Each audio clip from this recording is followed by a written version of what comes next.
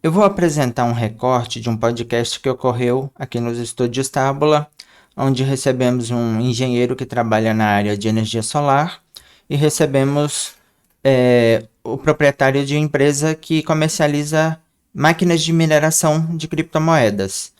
E eu queria que vocês observassem, porque tem muitas pessoas com sistema solar em casa e tem energia acumulada. E essa energia é perdida em 5 anos. Então, para empresários, até pequenas residências, máquinas de mineração seria uma solução rentável para essa energia acumulada que será perdida. Então, segue o vídeo. Certo. Ô, Lucas, então mudou a tecnologia, né? Saiu da placa de vídeo e passou para essa máquina chamada ASICS, né? Que é do software de mineração e as máquinas, né? Dentro desse contexto, dessa migração, qual que é o gargalo e a dificuldade da implantação dessa máquina, né? O valor aquisitivo dela, o que mais pesa para ela ser lucrativa, para a gente fazer aquisição e ter uma lucratividade? Então, o ponto principal na questão dessas máquinas é o consumo de energia. Elas consomem muita energia.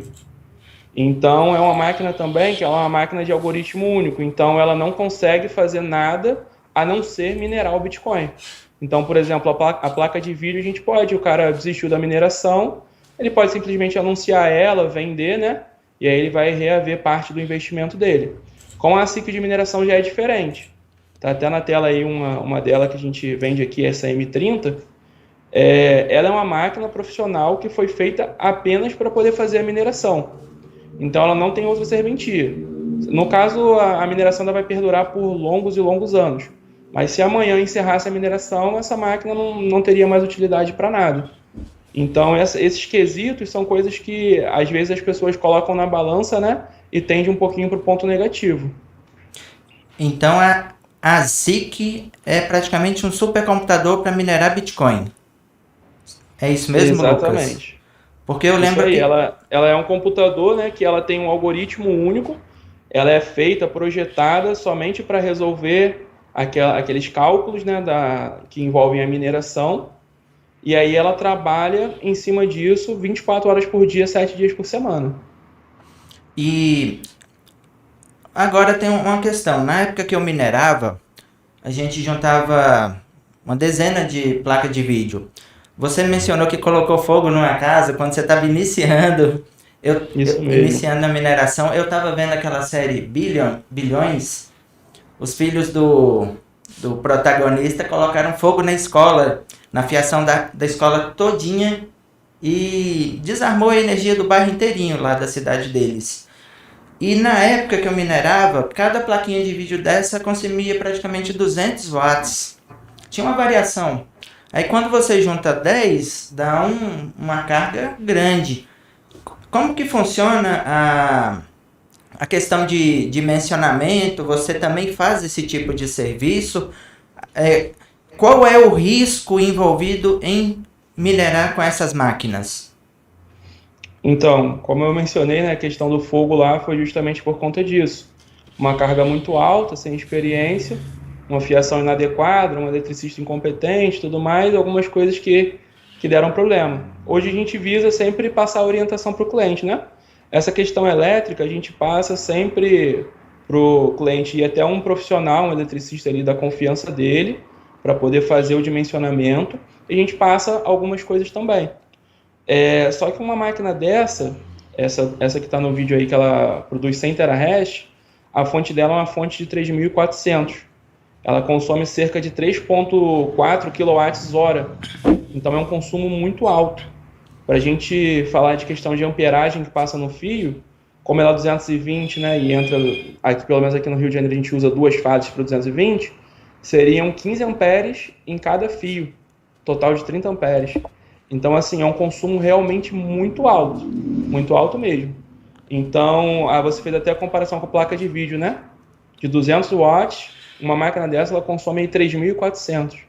Então, realmente, a gente tem que dimensionar muito bem, procurar um profissional, assim, top na profissão ali, bem qualificado, para poder evitar de ter problemas. A gente passa essa experiência, né, para o cliente aí, para o cliente evitar. Até hoje, graças a Deus, eu fui o único que taquei fogo, os clientes estão todos salvos.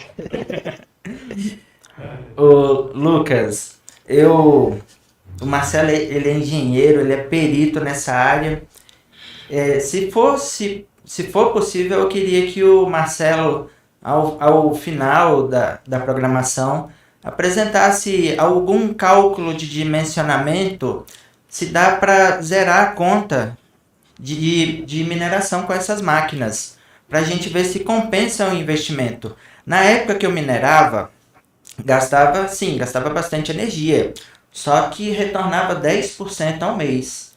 Então você tinha um retorno sobre investimento de 10% ao mês. Então, praticamente em 10 meses você tinha o que chamam de payback, que é o retorno do dinheiro. Mas, por exemplo, existem realidades distintas. Hoje aqui em Minas, a gente deve pagar quase R$ 1 por quilowatt. E ao final, Marcelo, eu queria que você desse uma visão, se é possível zerar a conta para a gente ver se compensa. Tranquilo. E eu queria ver também, Lucas, você mencionou que ela gasta 3 quilowatts, então ela gasta bastante. Qual que é o valor do investimento numa máquina dessa? E qual é a projeção de retorno por mês que ela produz em dinheiro quando você minera o Bitcoin e vende ele? Como que funciona ganhar dinheiro com essa máquina? Então, vamos lá. Uma máquina dessa igual do vídeo, essa é uma das máquinas que eu tenho aqui mais vendido, né? Que é uma máquina que ela tem uma potência, um poder de mineração de 100 terahertz ali na rede do SHA-256, que é a rede do Bitcoin. Hoje, uma máquina dessa, ela está custando em torno de R$ 15 mil. Seria o valor do investimento com o maquinário. É claro que é um valor variável, né? Dependendo da cotação da moeda, disponibilidade, esse valor quase que semanalmente ele altera, né? Para cima e para baixo. Mas aí a pessoa que quiser entrar no ramo de mineração, ele teria que comprar uma máquina dessa. O investimento inicial ele é um pouquinho mais alto porque a pessoa precisa montar a estrutura, né? Então precisa de um cabeamento adequado, precisa de um sistema de ventilação. Até lá no meu canal também tem vídeos falando sobre como montar o sistema de ventilação e tudo mais. E ela rende hoje aproximadamente R$ 40 por dia. Dá um total aí de R$ 1.200.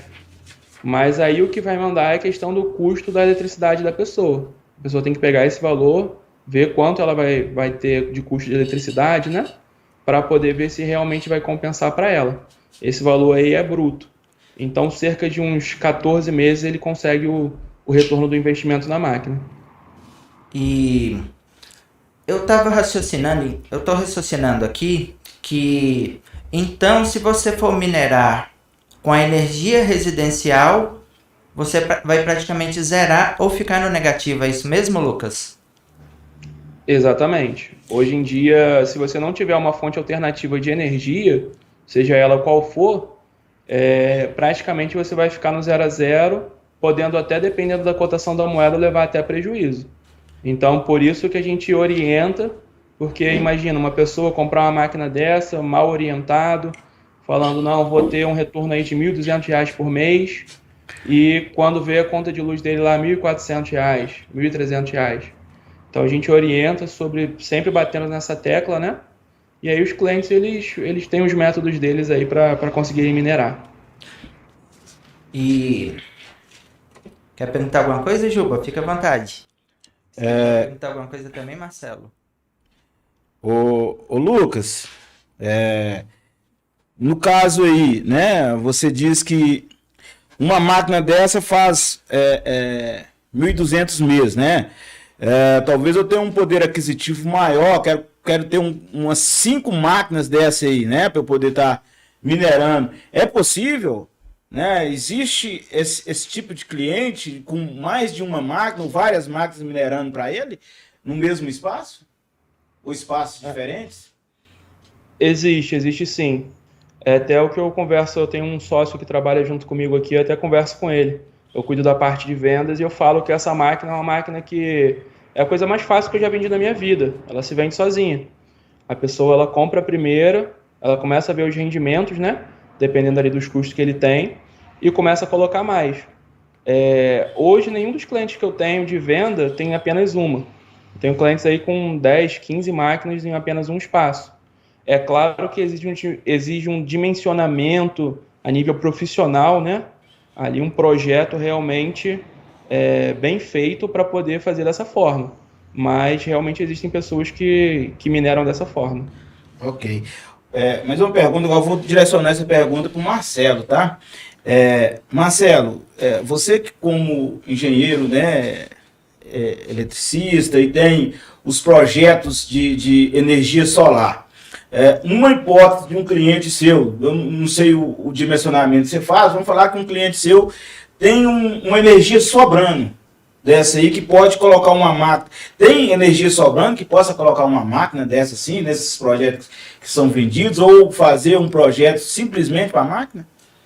Então, atualmente não é comum ter cliente sobrando esse volume, né? Porque ela consome bem, né? Cerca aí de 2.500 kW mês. Então, seria uma casa normal aqui no interior, daria 10 casas. Uma energia com a máquina dessa consome, trabalhando 24 horas por dia, seria 10 clientes comum, que não tem muito ar-condicionado, mas tranquilo. Igual o consumo lá em casa. Então, não é comum. E dentro do que foi falado aqui do consumo dela e do rendimento, ela também não seria viável sem uma alternativa de energia mais barata. E a energia solar, sem dúvida nenhuma, é a melhor opção hoje. Porque mesmo com a alteração da lei, né, de energia solar, que vai ter um pequeno custo, e para esse custo não é, por falar imposto do sol, mas não é, isso é para manter as redes funcionando, isso é para remunerar a distribuidora, no caso nosso aqui de Minas, a CEMIG. Mas é um valor pequeno e vai ser progressivo. Então, hoje, o que um cliente pagaria no primeiro ano hoje? 3 centavos por quilowatt. Então, não é algo significativo. E mesmo assim, ainda fica muito rentável.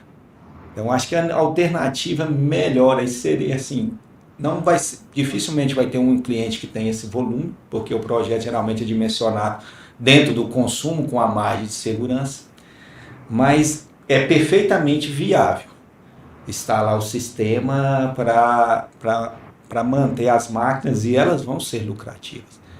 Porque o sistema também, com a popularização do sistema de energia solar, ele teve uma queda muito grande no consumo, ou no custo. No início da energia solar, a gente falava em 10 anos para você ter o retorno do investimento. Hoje a gente fala em 2 anos e meio, no máximo 5 anos. Então você vê que isso mudou muito, popularizou muito. E esse ano, especialmente, houve uma queda de cerca de 40% do final do ano passado para o início desse ano. Pra você ter uma ideia. Então é muito viável. É até dentro da lucratividade, um sistema, depois a gente vai falar mais no final, mais detalhado de valores, mas daria sim para ter um retorno, eu acredito, em torno de 5 anos. Mas se você somar também o da máquina, às vezes 5, 6 anos você tem o Playback minerando com o sistema solar e com a máquina dentro das condições que ele falou. Aí, Lucas, quando a gente reflete o perfil Isso é mais voltado para empresário. Quando a gente analisa o perfil de alguns empresários, até de algumas residências, tem o telhado cheinho. Você vê supermercado com um telhado cheinho de placa fotovoltaica. E normalmente quando o engenheiro faz um dimensionamento, coloca sobrando quantos por cento de carga? Uns 30%? Para não colapsar o sistema, Marcelo? Geralmente a gente orienta ali entre 10% e 20% para a pessoa ficar próximo, porque todo aquele que está no sistema solar, ele aumenta o consumo, porque ele relaxa, né? Quando ele está pagando ali, ele fica pagando as luzes, ele fica cuidando do consumo, mas depois que ele instala, a gente coloca. Mas é comum, às vezes, um mau dimensionamento, às vezes o cara tem uma expectativa também, se falou, às vezes alguém está com energia sobrando, agora estou com a expectativa de montar uma irrigação na minha fazenda. Às vezes essa expectativa se frustra e ele tem lá esse sistema gerando e acumulando, e tem esses créditos que é o que sobra do consumo do cliente, ele vale por 5 anos. Então, até você comentando, veio na minha memória, tem gente que tem crédito acumulado. Então ele pode comer esse que, por exemplo, que já está, se ele não usar, daqui 5 anos ele perdeu. Ele vai Então é uma estratégia boa para quem está aí, quem montou uma usina maior e está aí com, sei lá, 20 mil quilowatts já acumulado no seu sistema, ele não sabe o que ele vai fazer, porque ele não pode mandar para outro cliente, tem que ser mês a mês essa distribuição. Se já está acumulado, ele tem que consumir na sua residência ou onde está instalado o sistema. Então, para quem tem esse acúmulo também, é uma estratégia boa de consumir essa energia e lucrar com a criptomoeda, né? Sim. Lucas, isso que ele falou é interessante, porque as pessoas imaginam sobrar 30% e fazer a reserva junto à concessionária. O cara, mesmo uma residência pequena, o cara tem energia sobrando para colocar uma máquina dessa para minerar. Ou seja, aí ele não vai ter gasto de energia, que é o problema dessas mineradoras. Lucas, como que tem sido as alternativas que os seus clientes têm feito para minerar com relação à energia? O que seus clientes têm feito? Então, esse tema que foi abordado aí da questão da energia solar realmente é uma verdade, porque muitos clientes eles fazem um dimensionamento até de construir alguma coisa futuramente, já coloca energia solar ali, já sobrando uma quantidade. E por algum motivo deixam de fazer ali e ficam com aquela sobra. Então eu tenho muitos clientes que têm energia solar acumulada, né?